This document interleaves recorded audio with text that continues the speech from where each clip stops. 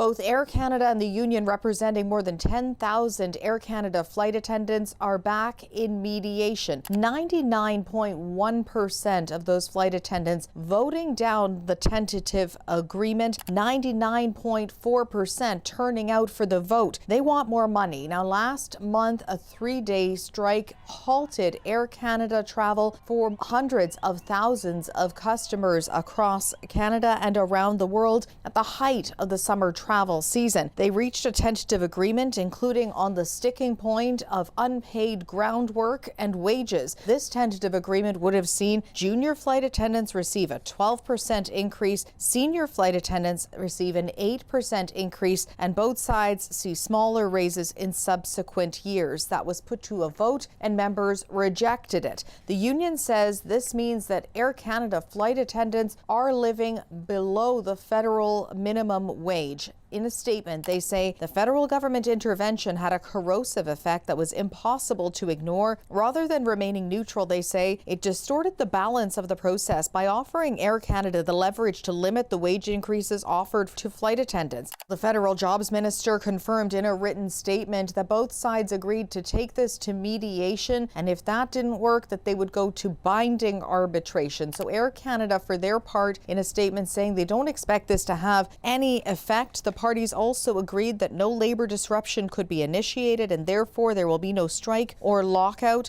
and flights will continue to operate. Travelers are watching this closely, but labor expert Barry Idland says workers have defied government orders to go back to work before, and they're certainly not going to take this lying down. This isn't just about the wages. This is about having the entire contract essentially imposed on them from outside, that this really isn't a negotiated agreement. So there's this sort of deep-seated anger and resentment that is behind this vote. Other airlines and other unions are watching this closely because what happens here could affect future negotiations. WestJet's collective agreement with its flight attendants is expiring at the end of this year. Their union is holding a series of bargaining town halls across Canada starting this coming week, and so much of that bargaining really depends on what happens here.